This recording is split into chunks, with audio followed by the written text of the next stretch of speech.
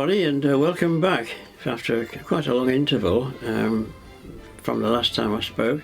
Since then we've had lots of kind comments and many views. I think the views stand at the moment at 40,000 views, which is quite something for a small setup. And it seemed only yesterday that Isaac suggested that I put some of my caving films on YouTube, which I thought no, I didn't think there was anything like the popularity that I have achieved since he first suggested it. I would have probably never done it on my own. But anyway, we're up and rolling, and we've come to almost the end of the films that I've got, the full length things, which I would count anything over half an hour.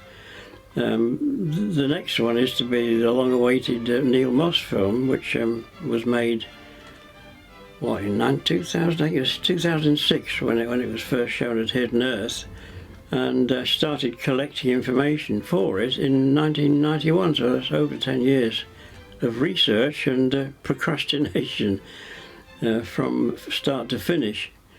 But it's had some good comments from the people that have seen it so far, and I hope you'll enjoy it. Well, enjoy is probably not the right word, but I hope you'll find it stimulating, and as far as I can make it, it is a truly factual account of what happened, because over the years I've heard many strange tales of things that happened and people with misconceptions and misunderstandings that have happened, that they claim had been the reason why he got stuck and so on, and methods of getting him out that hadn't succeeded, like floating him out and various other things. However, this is as near as I can get it to what did actually happen.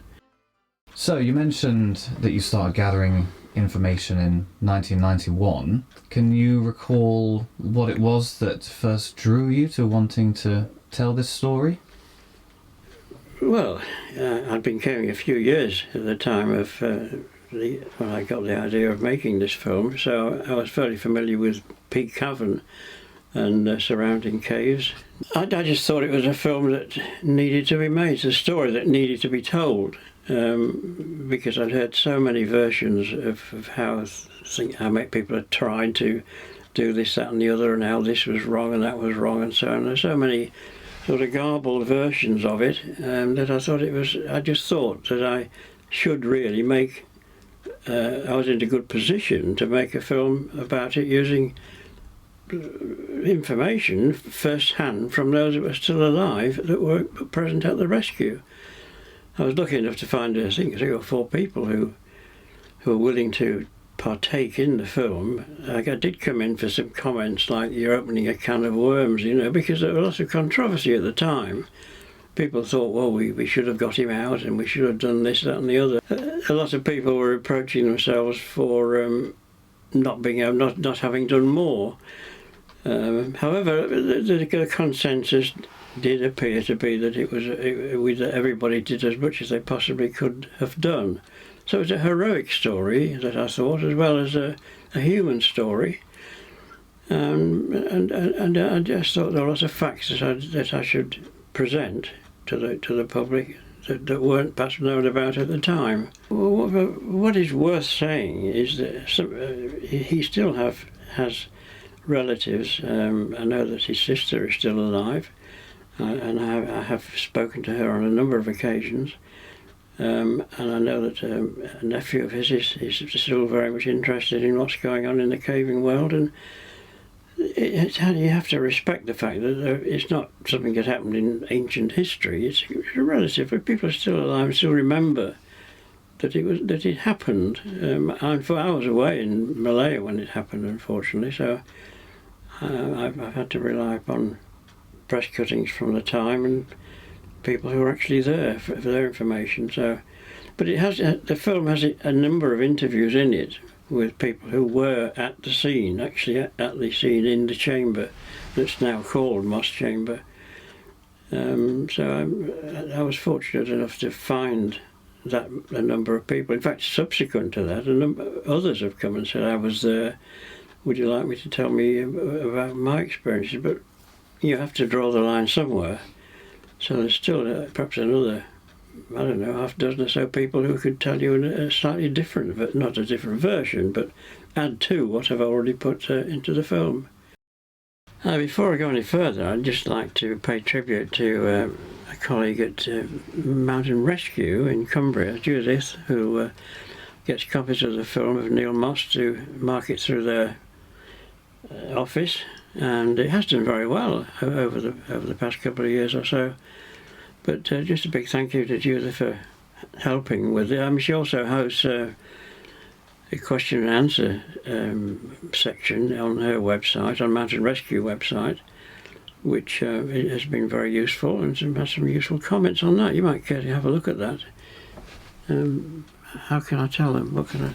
So you can just say, and I'll put a link to that in the video description. And I'll put a link to that in the video description. Perfect.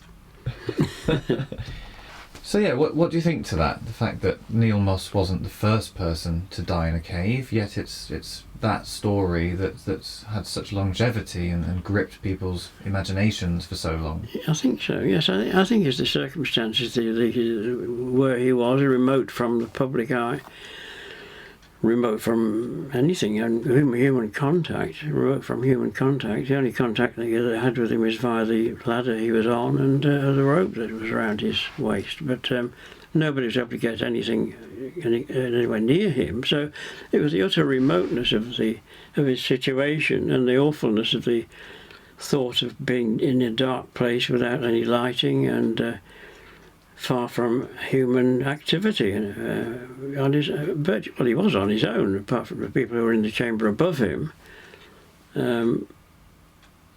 But it was just a lonely death, and I think it caught people's imaginations. The circumstances of it, so far away from normal human contact. There have been lots of rescues, not lots, but a few rescues in situations like that. People say, "Oh, when you talk about what you do for a hobby," and they say, "Oh, caving, I'm afraid to do caving because I might get stuck," and that's the thing that seems to be in the public's imagination, that cavers are people who get stuck underground. But it's a rarity. I think there's only been perhaps three or four people who have been permanently stuck underground.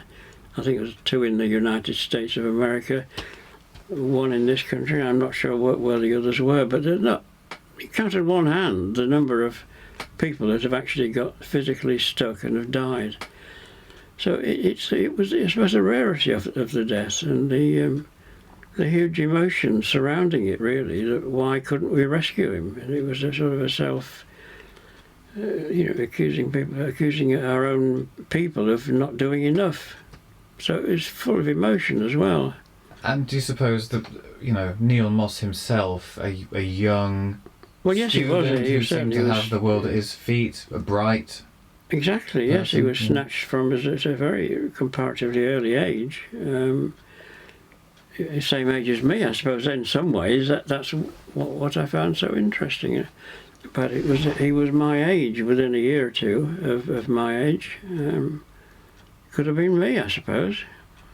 So the film, as is, as your films are wont to do, take on a sort of a colonned title. What have we got? The Hollow Hill, I think, for Acton. Yeah, Acton Mines, the Hollow Hill, yes. To Titan from the top.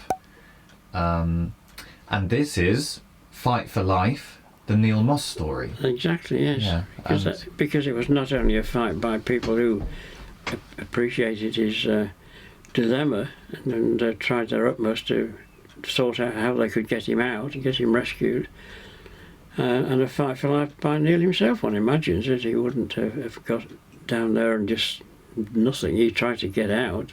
He tried very hard to climb the ladder, but couldn't get his leg from one rung to the next, as you see in the film. It was a fight all round, and it was so many people all over the world were tuned into this dramatic event over the one spring bank holiday, and it gripped the press for the following week. And the autopsy, the verdict was accidental death. There was nobody was held to be responsible for what had happened to him. And there was a quote in one of the papers, I think it was Manchester Guardian, about the spirit of man, as it were, or spirit of human mind and body, to want to push yourself to extremes, to want to progress. And if you, because a lot of people wanted to ban caving, as they considered it in the Houses of Parliament as a dangerous pursuit. Well, almost anything is. Oh, I won't go on about Parliament, but anything that's exciting and gives you pleasure and has an effect on you these days is considered to be dangerous. I mean, you have to taste danger to get some excitement and some recognition of the fact you are a human being. It recognises adventure through sort of boost to your own morale and such like. You can't go through life without risk of some sort, and risking your as long as it's a calculated risk underground, it's the same as a risk crossing the road. I mean, it's just something that you deal with. The number of actually accidents underground and rescues underground is far less than the number of people killed on the roads. It's in these things. It's in about 20 or 30, 20 at the most. In some years, it's quite rare for somebody to die underground. Yes, that's enough for me for now. But it's not the end of the films. This is the finale as far as the feature films are concerned. I've got one or two. I've got a film on cave rescue, which I'm hoping to put on very shortly, which will be a sort of companion to the Neil Moss film. I've also got one that isn't strictly caving, though it's underground. It's some of these big concrete edifices in northern France, the Cap Gris-Nez and the Atlantic Wall that Hitler created to stop us reoccupying Europe. All interesting stuff, but that's for another day. And anyway, happy viewing, and thank you again for your support. And look out on the website, which I hope to visit shortly, and put something different. I'll put some of my articles that I've written over the years for the Caving Press and various other things. So, it goes on. The website will go on. I think Isaac is going to put a what do you call it? A link, yeah. I think, to the website, and I hope that you'll be able to visit and read some of these articles. Also, a few photographs I've got over the years. Anyway, thank you for listening to me and watching the introduction. It's a bit lengthy, I'm afraid, but I'll see you again soon. Bye-bye for now.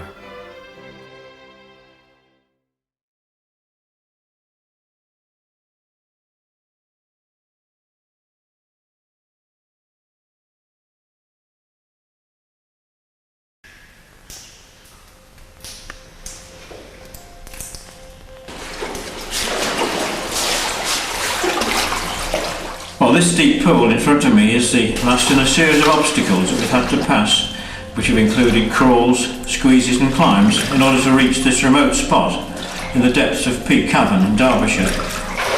Although the journey is not arduous by today's standards, on March the 22nd, 1959, its physical demands and remoteness became of vital significance.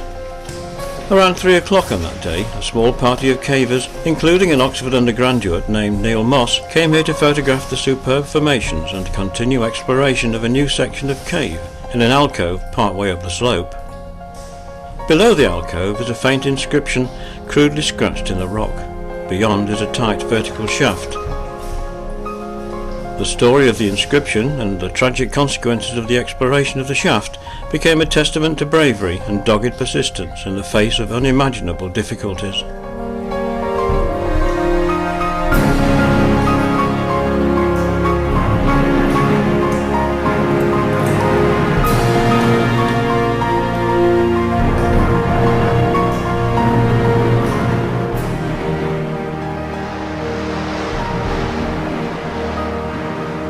The village of Castleton lies to the north of the Derbyshire Peak and is built on and surrounded by limestone that forms the hills so popular with walkers and casual strollers.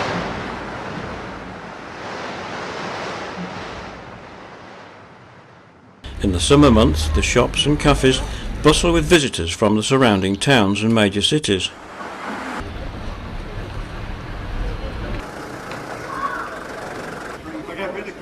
The hills have been hollowed out by the action of water over many thousands of years to form extensive caves, and many seek a welcome break from shopping to visit one or more of the surrounding show caves. The village is dominated by the remains of its 11th century castle, which also overlooks an impressive gorge, at the end of which is the huge gaping mouth of the entrance to perhaps its premier show cave, Peak Cavern. The bright plastic oversuits of cavers are a familiar sight in the village as they make their way to explore the passages beyond the show cave. A typical group sets off for a day's caving, doubtless chatting enthusiastically and recounting details of recent exploits in their world far beyond the light of day. En route through the village, they pass the imposing 18th century old hall, now a thriving youth hostel. It gets barely a glance, but it was from here on that fateful Sunday in March 1959 that Neil Moss was to join his fellow cavers. Neil was 6'3" tall, slim, fit, and an enthusiastic and experienced caver. He was using the hostel as a base while doing some caving in the Castleton area. In his first term at Oxford University, he'd recently completed his national service as an officer in the Royal Signals. The previous evening had been a get-together of cavers from all over the region at the annual British Speleological Association dinner. Neil was there as a guest of his friend Peter Crabtree, a fellow Oxford University Caving Club member. 2 weeks earlier, 4 of those present had discovered an exciting new chamber in Peak Cavern, and plans were being made to go back the next day. Neil naturally jumped at the chance to join them, and with Peter and 2 others they made up a party of 7. Today we follow a team of modern cavers on the same journey that they made in 1959 to what was then called the Great Cascade Chamber, now renamed Moss Chamber. In those days the show cave would have extended much further, but problems with flooding meant that it now ends before the slippery steps of the Devil's Staircase. The bright lights are left behind, and the less comfortable elements of mud and water are met.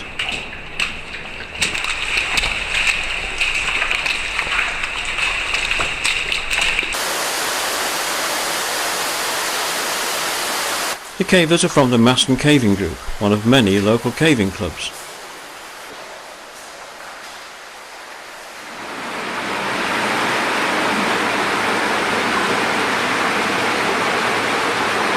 The group accompanying Neil would have looked something like this group of BSA cavers of the mid-1950s. The caver circled, Ken Hurst, was in fact a member of the original team. Clothing was very different and centred around what was available from government surplus stores. Many wore a survival suit, known as a goon suit. It was made of easily punctured rubberized fabric and covered everything, including the feet. Beneath would be bulky woolen underclothes, and all of this would be topped by a variety of cotton boiler suits. Lighting was by carbide lamps known as stinkies, from the smell of the acetylene gas flame. The lighting and bulky nature of the clothing may have contributed to the outcome of later events. In the late 50s, the first real obstacle, the mucky ducks, was then a flat-out watery crawl. It's been tamed a bit now, but it's still unpleasantly wet, and the cold water's guaranteed to take your breath away.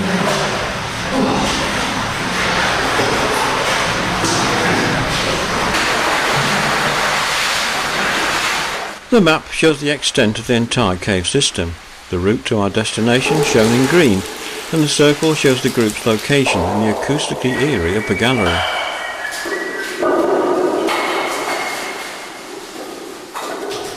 Further on, the floor's littered with huge boulders, which slows progress considerably.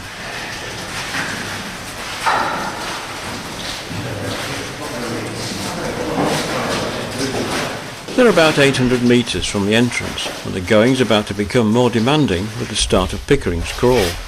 The small tube amplifies the sound of cavers ahead.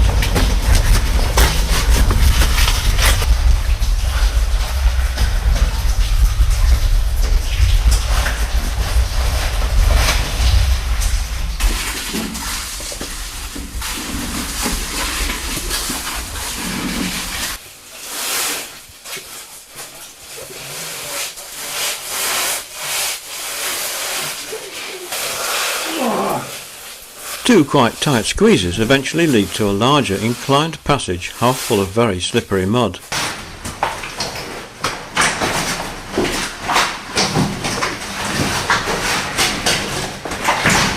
Things soon close down again at this really awkward constriction called the eye hole. Modern plastic suits slide through quite easily, but it would have been a different story in make-do 1950s garments.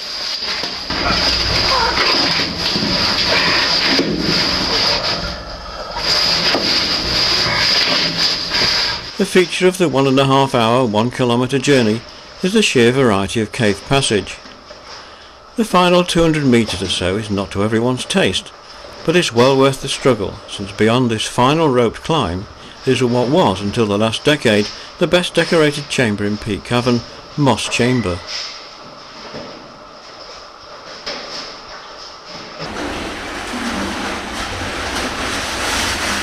The small group wades through the deep static pool that guards the entrance, much as with the party of 7 in March 1959. They also make their way to the small alcove, but there the similarities end. For this was to be the tragic site of the biggest cave rescue attempt of its day, with unprecedented worldwide attention and interest. The time then was around 3 o'clock. In the chamber were trip coordinator John Randalls, Barry Robinson, Ken Hurst, Peter Sandel, Peter Crabtree with his friend Neil Moss, and 17-year-old Bob Toogood.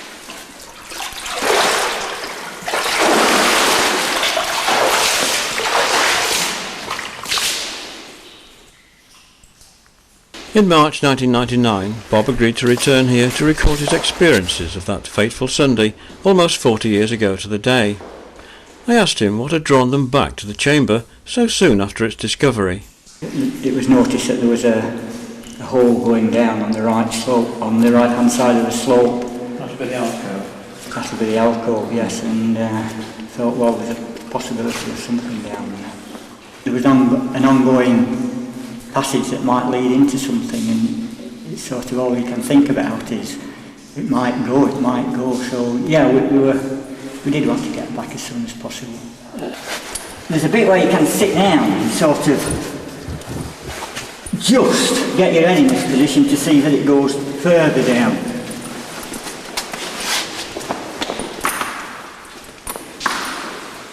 And that's where it gets really tight.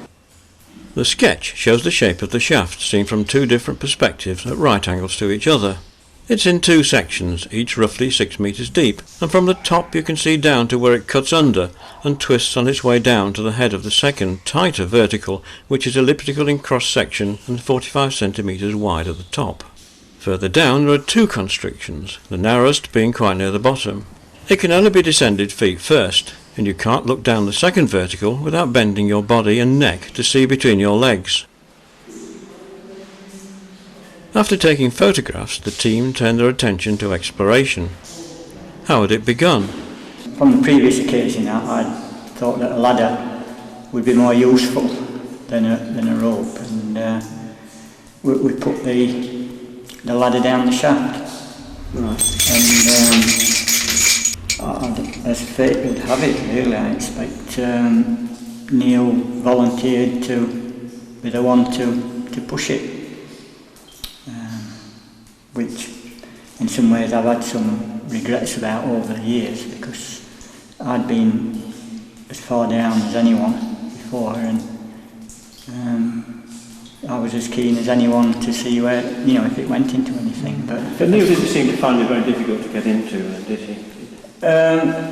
It's a struggle to get out of. It was a struggle to get out of, but he slid down quite easily. But yeah, with gravity on your side, it was no problem getting down. Right. And what would be the first sign that there was there was a problem? I was above him. Right. And he said it didn't go, and that it'd come out. So I said, all right, I'll get out your way, and I made my way up the shaft using the ladder and came out. And then we'd be talking at the top, and we'd hear noises coming from down the shaft. and but didn't think anything about it until he shouted up that he was having difficulty climbing out of the shaft. And that's when I thought that we'd have to go down the shaft again and give him a hand. We decided that we'd try and pull him up with his feet in the ladder. But prior to this, he'd moved him up a boulder. When he first got down there, he moved off the ladder into an alcove that he said he could get off the ladder into. And he'd move a boulder that was blocking the shaft. And we heard the boulder move. And then it's something like that he couldn't clear it. And later we found out that in him moving this boulder, it had jammed the ladder. So at this stage we tried pulling him up on the ladder with his feet in the ladder, and we pulled him up to the point of where the ladder presumably jammed around this boulder where it continued down, and also to a position where he was more or less jammed in the narrow bit of the shaft. So there was no moving him then. With him not being able to move under his own efforts, it was realised we'd have to try something else. It didn't help that the rungs on the ladder were 30 centimetres apart, and in the confined space his long legs just couldn't bend enough to get from one rung to the next. The effort was exhausting. We went back down the passage to the climbs and retrieved the rope that was on a hand line that was on one of the climbs on the way to the chamber. And this was taking down the shaft, probably with a view for him to put it round his waist, but it seems he was reluctant to go down to where there was a bit more room, so that he couldn't actually get this rope round himself. So it was tied to the ladder as an additional method of putting more force on the ladder. But this didn't work either. So I also think the rope broke at some stage, and then it became obvious that it was getting serious and that we'd need more help. The handline rope from the climbs broke under the strain more than once, rubbing badly at 3 or more points as it passed over the rock on its way to the chamber. It was never intended to be used in this way, and to make matters worse, both ladder and rope snagged in this sharp crevice. So with this in mind, John Randalls and myself set off for the entrance to notify some friends of ours at Whiteley Farm who were cavers, and we knew they'd be there, that we needed their help, and that we'd pick up some ropes and bring them in. I think we met Les Salmon, didn't you? Oh yeah, on the way out we met Les Salmon, and I think it was decided he would go and do the telephone calls, because he was in outside clothes and not in caving gear. And I picked up a couple of ropes, 120 foot nylon and a big thick hemp rope, and headed back in on my own. But on the way I passed Peter Crabtree, who was on his way out and who was really concerned and said that things were getting pretty bad. Peter Crabtree's concern was that his friend was becoming unconscious due to breathing foul air, as his body filled the shaft, stopping any fresh air getting through. Carbon dioxide levels rose from his heavy breathing and the flame from his carbide lamp. The worsening situation was reported to Les Salmon, a highly experienced and respected caver, who by now was also making his way to the chamber with a small party eager to provide whatever assistance they could. Les had already made 3 phone calls, notifying the police to be on standby, requesting fresh cavers from Whiteley Farm, and help from colleagues in Sheffield. With up to 30 cavers either on their way to the cave or the chamber, it was considered that everything was under control, and that a rescue would be completed by midnight. It was now around 8:30 p.m.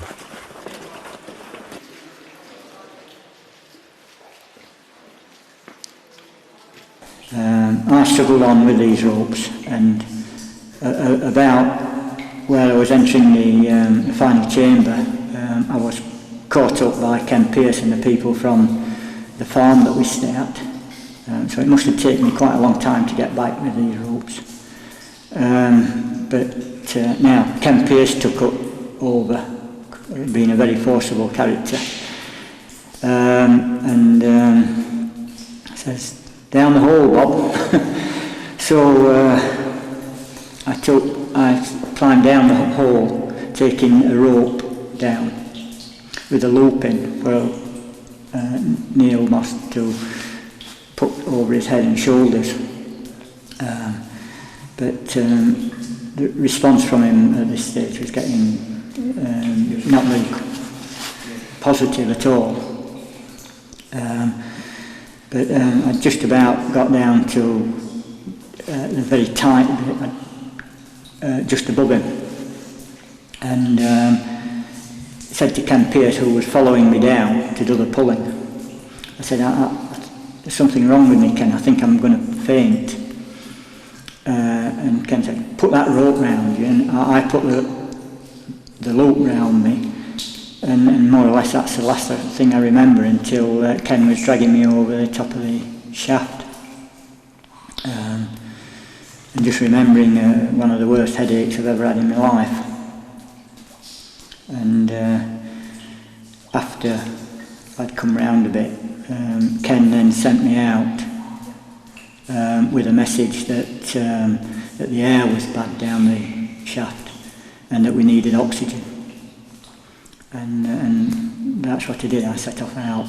I can't really remember who with, but I set off out and with that message that we needed oxygen. I had a long, strange realisation that it wasn't just going to be an easy rescue. The police had to be kept fully informed of developments, and the official log records Bob's request for oxygen, which was quickly acted upon, as was the request for a general call-out for more help. It was now the early hours of Monday, and the media had already sensed the story.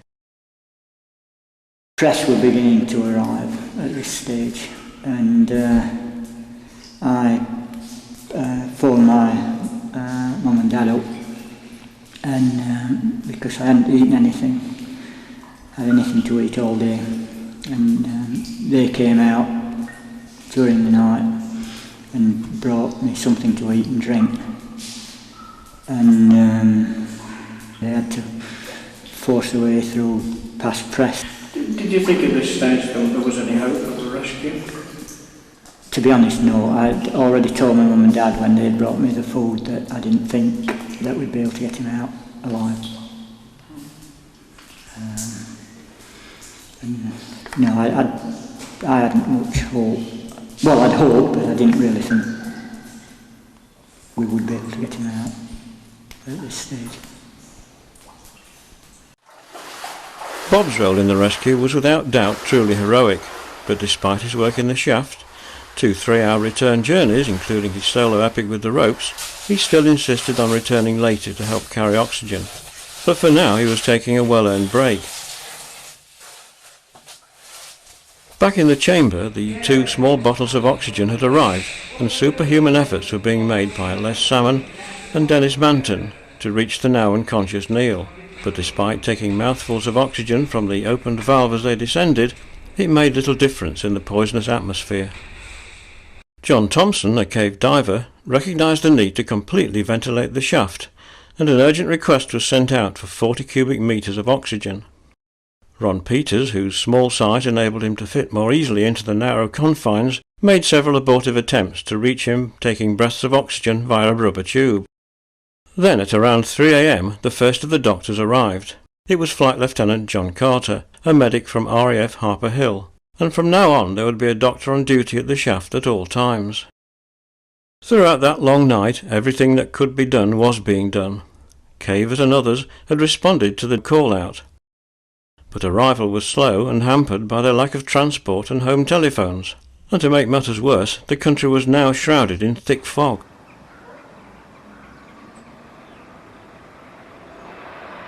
Oxygen had arrived in both small and large cylinders, but fresh cavers and more lamps were desperately needed.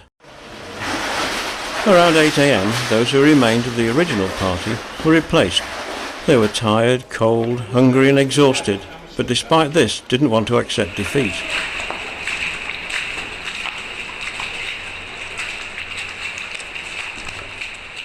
Les Salmon, who had already played a major role in the rescue, was to return yet again later in the day. Then the police took the unprecedented step of using the BBC News bulletins to broadcast an SOS appeal for more experienced cavers to assist in the rescue. At the same time, the British Oxygen Company was asked to supply large quantities of oxygen, which was ferried to the cave throughout the day. Lack of any hard facts meant that the morning papers carried mixed messages, which unfortunately gave rise to some confusion. But from the time of the broadcast, the rescue took on an entirely different aspect. It seemed the whole world was descending on Castleton and Peak Cavern. Cavers, media and onlookers, all anxious to help or seek news of progress. Chuck Hooley was one such experienced caver who responded to the broadcast. Chuck started caving in the 1940s and has been associated with the Derbyshire Cave Rescue Organisation for over 40 years. It was on the midday news. I heard a general broadcast go out for any experienced cavers would be required to give a hand at the Neil Moss tragedy at Peak Cavern, because I think it was looking like a tragedy then and people were saying as such. So I left, I went home, I cycled to the work in those days, got in the van and got my gear and travelled up to Castleton, and confident I'd meet some of the Eldon Club there, because we were members of the Eldon Club by then. And when I got to Castleton, of course, it was just an absolute sea of people congregating around all the approaches to Peak Cavern, and all the car parks were chock-a-block with vehicles and everything. So I thought, well, the only way I'm going to get there is to look like a caver. So there's no point in trying to find your way there as you were and meet somebody and say, you know, what can we do and who can we join? So I went on to one of the remote car parks and changed into my gear, and which was the overalls and the yellow goon suit and all that, and lamp, and that was my passport through the police and all the press and the cameramen, and I made my way up to the cave, and got a story on what was happening, and there's a lot of activity at the sharp end, and there's a lot of carrying of equipment to and fro, and that was most of us were doing portering work back and forwards, and that was what was needed. And occasionally a man came out from the depths absolutely covered in mud, one of the people at the sharp end. I think some of the Pegasus Club were active then, and washed themselves off in the stream, which was a good media viewing for the cameras. What sort of control was there on the gate then? Well, there was a very firm control on the gate. I remember there was a chappie who I got to know quite well, because I joined the Op Mole later on, and John Oatley, who was the leader of Op Mole, he's a big man, you don't argue with John, and he was on the gate, and he assessed people. Otherwise the whole cavern would have been flooded with people. So you've been with Cave Rescue now nearly 40 years, Derbyshire Cave Rescue. I mean, looking back on the Neil Moss situation, I mean, would things be different now if it happened again? I feel myself that, like Neil Moss, if the same thing happened again, another person in a similar situation, once he'd lost the ability to help himself, he was in the way he was jammed and everything, and the fact that you could not get another person even near to him to give help, the end result would probably be the same. The sheer numbers of rescuers, media and additional visitors to the village during the course of Monday became a logistical nightmare. The youth hostel was the hub of activity for rest and recuperation, But the ladies of the WVS provided much needed sustenance and worked tirelessly throughout the whole course of the operation. Photographed with a cuppa was 17-year-old Ralph Johnson, who, with friend Brian Griffiths, was one of the 100 or so cavers who responded to the broadcast, arriving in the village around 9 p.m. The village was heaving, wasn't it? Yeah, people everywhere. But the youth hostel was the centre of operations, wasn't it? But the youth hostel was the focus. You were headed for the youth Yeah, hostel. but went Yeah. to the youth hostel initially, got changed, didn't We did, that's right. and then Yeah. walked up here. Yeah. This is off your own bat. Well, we must have said to people, you know, we're from Crew Cavern Pothole Club, we've heard about the message on the radio, we've come to help, and they must have said, well, youth hostel, you know, get changed, and then make your way up to the cave, which is what we did. Must have left a kit down there. Mustn't We did, yeah. Yeah. So when you walked up the path towards the cave, what are your recollections of the... But there was a lorry at the bottom, wasn't there, with oxygen bottles. There was, in it. that's right. Yeah, There's like a bit, you know, bit of oxygen wagon Yeah. with bottles. yeah. And there must have been someone coordinating things because we got dished out with, I did anyway, with a yellow Davis escape suit. In here, in the vestibule? Yes, in the vestibule, which I put on. Were you asked to join a party, or were you just left? I think we must have got split up at that point, Yeah. because I ended up, I was carrying a bottle, an oxygen bottle, and then somebody asked me to escort a guy in with a radio, with a telephone. Civil defence. Civil defence volunteer with a radio, a telephone, field telephone. And that was the last I saw you, I think. Yeah, I don't know whether maybe you were in front of me because I know that I made my way in the cave, was carrying bottles a bit, and I do remember crawling along with a stretcher bottle. And I also remember that was a field telephone already installed at this point because somebody when they wound the handle, they got electric shock off it. It was my fault, that was. I wound it up incorrectly, so every time you turn the handle, you got a shock off it.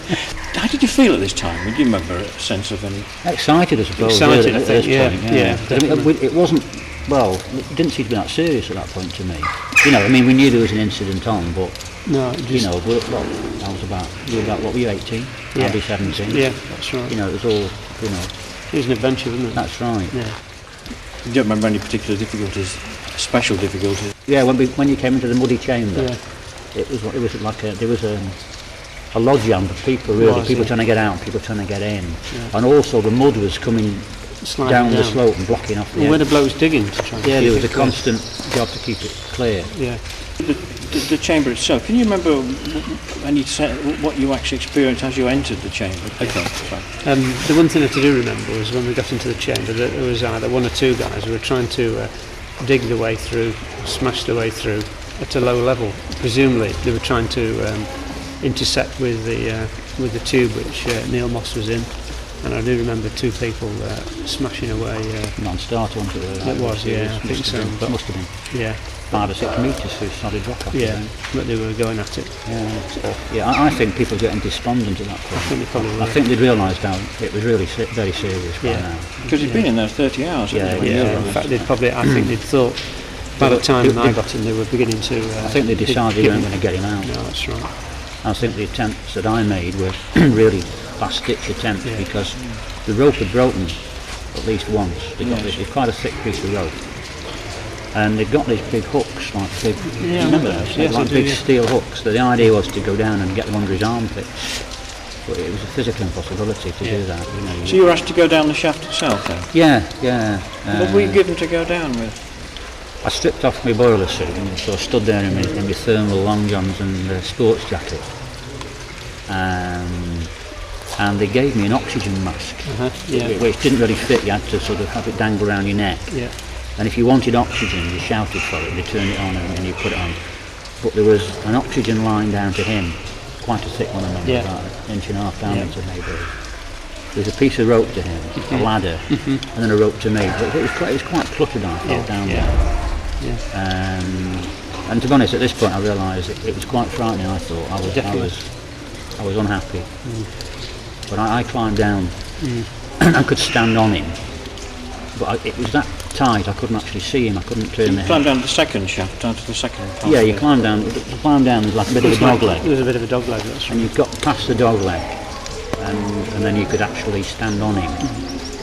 But to be honest, I don't think I did anything constructive. You felt as though you were doing something useful, but by this time he was unconscious, possibly even dead, but he was certainly unconscious. I remember some groans inside when I actually first arrived in the chamber, but I don't remember anything.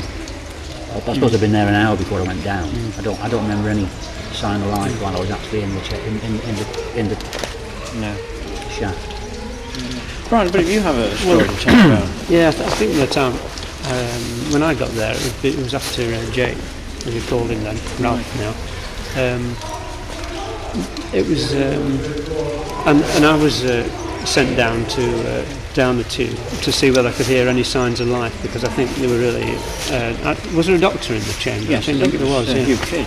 Yeah, that's right. Well, I think he wanted to know whether there's any signs of life, because I think they were beginning to think that Moss had was possibly dead.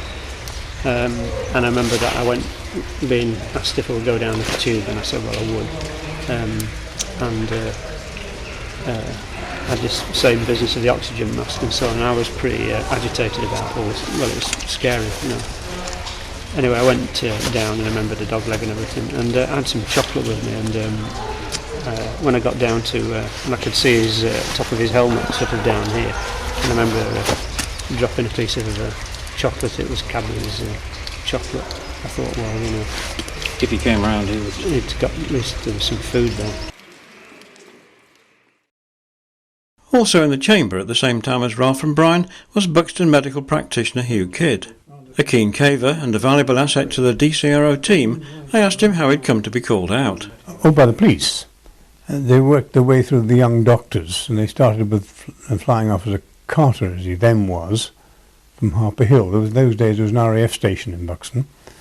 And then they had the Dr. Willis, Geoffrey Willis, because he was a previous medical officer at Harper Hill, RAF. And I think they picked up the next youngest, which was me. Did you go willingly? Do you remember? Oh, quite willingly, yes, yeah. And I went into the New Moss Rescue with a team from the Upper Wharfdale Fell Rescue Unit. Right. I wasn't there very long till I was into the rope walk and being kitted out with a borrowed helmet and light and a goon suit, as they had in those days, and being escorted down underground by the Upper Wharfdale team. I think there must have been 6 or 8 people in the chamber, and when our team arrived, another team almost immediately left. So the numbers didn't rise. They stayed fairly static. Somebody must have been organising it fairly well for teams crossing over. And do you remember the first sort of impressions you got as you approached the chamber? Yeah, fairly disastrous, because the chaps there had been working for hours and hours and getting nowhere, and it seemed fairly obvious even to an amateur like me that they weren't going to get anywhere. They'd given up attempts at hauling him or the ladder up the shaft. That had been given up as being quite totally unsuccessful, and they were simply drilling through the rock. A lot of frustration on the part of the drillers, who must have known very well they weren't going to get there from the start, but they had to make an attempt, I suppose. But it was patently obvious they weren't going to get through 15 feet of rock in time to save anyone's life. I think it was a forlorn rescue attempt from the start. And talking to his parents later, he was a very tall chap, Neil, and one presumed, and no proof, that he got stuck with a leg or a foot, an ankle, through the ladder. I've heard tell that the atmosphere in the chamber was made even more gloomy by the sound of Neil's breathing. Is that something you recall? Only when you listened for it. At the time I was there on the Monday evening, a rock drill was at work, and it wasn't until you stopped the drill that you could hear the breathing. His breathing was conducted up the tube he was in quite well. And as the hours went by, it became irregular in a pattern of breathing known as Shane-Stokes respiration, which builds up in a crescendo, dies down into a diminuendo, stops for a short time, then the whole process starts again. And eventually, with death ensuing, respiration stops, obviously. So it was clear to me that with the Shane-Stokes respiration, death was imminent, and eventually, again stopping the drill from time to time to hear how his respiration was going, he was no longer breathing. It was the only time in my life I've ever certified someone's death without being able to see the body. I mean, do you think it could happen again like that? I think if it happened again, the results would be the same. I can't see how we could have got him out. How anyone could have got him out. No, I can't.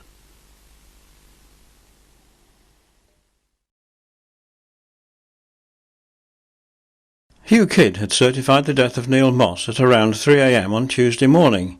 His fight for life had lasted for some 35 hours before the cold and foul air proved too much.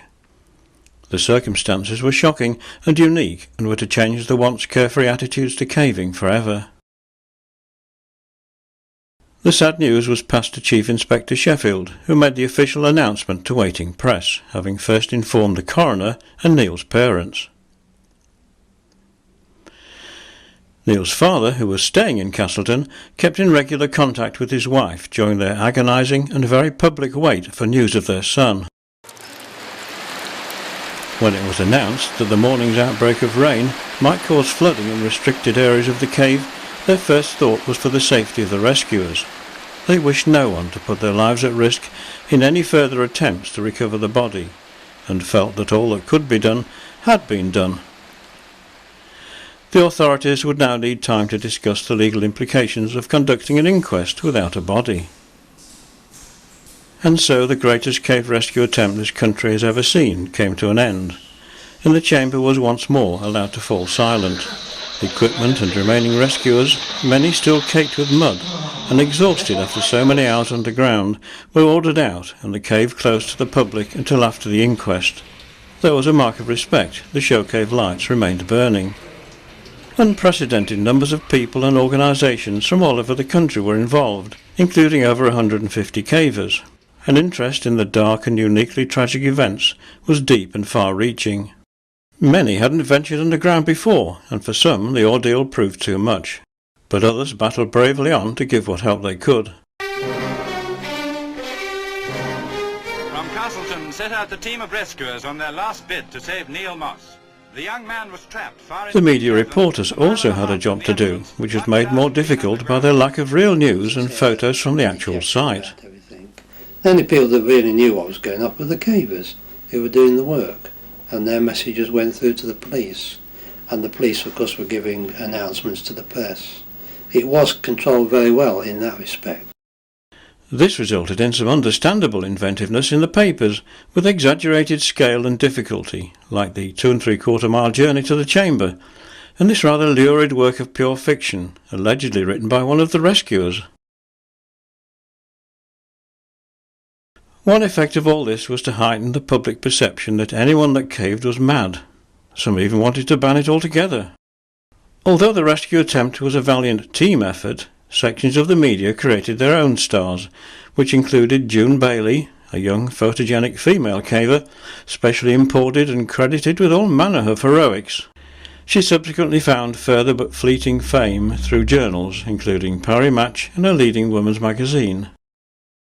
However, one journalist, News Chronicle freelance Jim Lovelock, stood out from the rest since he had caving and rescue experience and was able to give a much more balanced view of events. Les Salmon, one of the real heroes of the rescue, subsequently bore the brunt of the inevitable questions on the reasons for the failure to get Neil out alive. The strain was enormous, and although he, along with other rescuers, was completely exonerated of all blame at the later inquest, he was to die only 5 years later.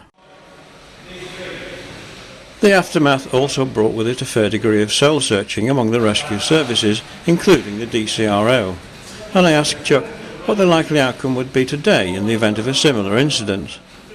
I think if it happened again, knowledge of the problems involved at the time, particularly of foul air, I think would be paramount, and I'm sure that we would probably do more now with the modern equipment we've got of getting a fresh air supply down there.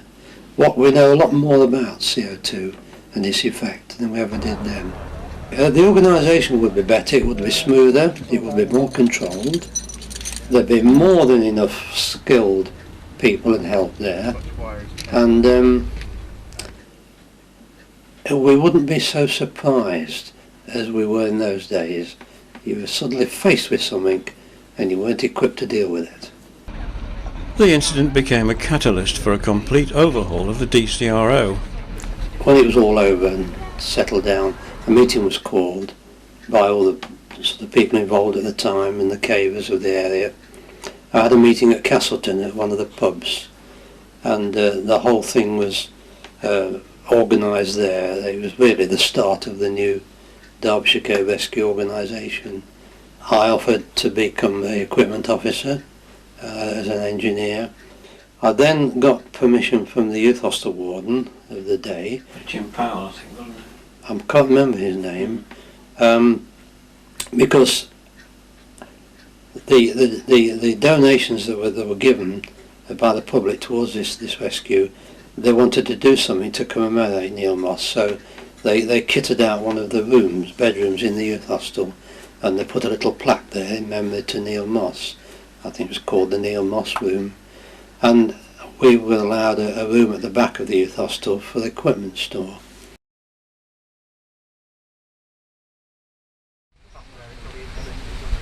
Reorganised and better equipped, the new DCRO worked hard to improve its skills and standing amongst other first-line services, and to build an organisation of which its membership, made up of local cavers, could be proud.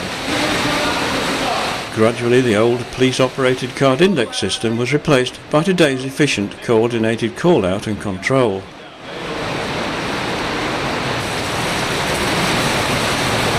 It's not always appreciated that cave rescue services now, as then, are manned entirely by volunteers, who not only respond quickly to actual call-outs, but spend a considerable amount of their spare time in training. All the underground features are in Peak on the surface. Underground 8 from surface, over. Modern electronics and equipment allow location and communication above and below ground, and contact with other rescue services at a level that could only have been imagined back in 1959, when lack of telephone and car ownership added to the already mountainous difficulties faced by those at the scene.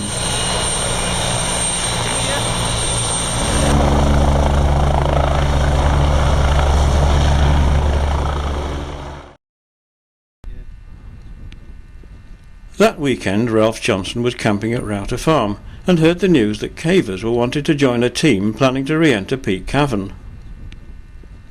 The official reason given for this action was to remove any remaining equipment, but despite misgivings by many, there were others who felt that it was only right to make one last attempt to bring Neil to the surface. And we wandered down to see if we could help, and I think I'm right in saying I was the only person there that had been down on the rescue.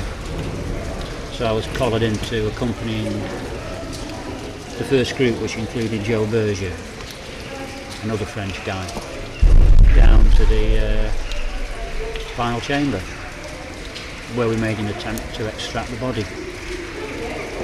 Was this a serious attempt? Well, I'm not so sure. No, I don't think it was, to be honest. I think we made an attempt to extract the body, but there was little we could do that we hadn't already done. So the next idea was to cut through the ladder that he was standing on. And I climbed down with a little hacksaw, a little junior hacksaw, and chopped the ladder off, which fell down the shaft, but the body stayed where it was. There was no sound of a body falling. And that was about it. We would have been told not to take any risks. And so we didn't. You found climbing out of the shaft easy enough? No, because I'd cut the ladder off at head height without thinking, so when I came to climb out, of course I got no ladder to climb on. And they did actually try to pull me out, and that was unsuccessful. So it shows how unsuccessful it would have been trying to pull Moss out, because A was further down and B was a lot bigger than I was. I can remember Joe Berger being present. Because I believe you were almost on one of the photographs that Joe Berger took, weren't you? Yeah, it was actually it was a mock-up of the way they tried to extract the body, and they took a shot of them with a pulley over the top of the shaft. And I think the caption was this is trying to extract the body, but in fact it was me on the other end of the rope, not the body. But I know that Joe Berger's command of the English language suddenly deteriorated once he saw the actual shaft that Moss was in. And he took these photographs, which I believe the camera was handed in to the police, but the film was in his pocket, and the shots appeared in Parrymatch, didn't they, the following week? Pulled a fast on them. Mm. Stonemason Dennis Manton was also with Ralph's party in the chamber. Fortuitously, there was a stonemason in the party who carved the inscription here. Just about make out 1959 Neil Moss, R.I.P. Having done the best he could with the few tools available to him, Dennis joined others gathering rocks from the top of the chamber to seal off the lower section of the shaft. Dennis and Les Salmon were the last to leave the cave, which was shortly afterwards closed to all visitors until after the inquest.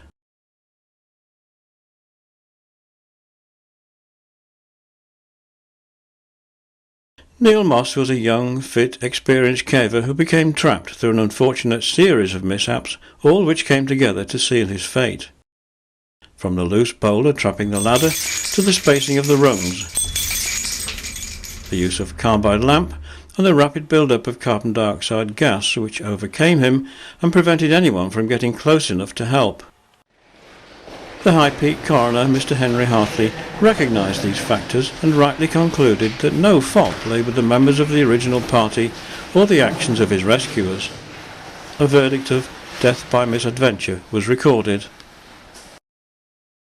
Both Mr. Hartley and Neil's parents praised the efforts of all concerned, but many rescuers felt sad that despite their best efforts the result didn't save a life, and they wished to forget what one newspaper described as a magnificent failure. Later that year, Les Salmon was awarded the British Empire Medal for his part in the rescue, as was John Thompson. Ron Peters received the George Medal. All three wished to accept their honours on behalf of their many colleagues who toiled so selflessly in such terrible conditions. Neil's body still resides deep below the chamber that bears his name, Moss Chamber. Some years after the rescue attempt, the mud-coated stalagmite was cleaned and the chamber restored to something of its former glory. It's still a beautiful and fitting resting place, which is visited by cavers on a regular basis during the winter months.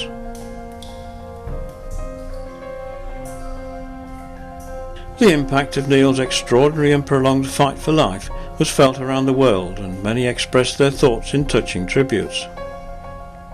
Perhaps one of the most moving is the one that appeared in the Manchester Guardian on the 25th of March 1959.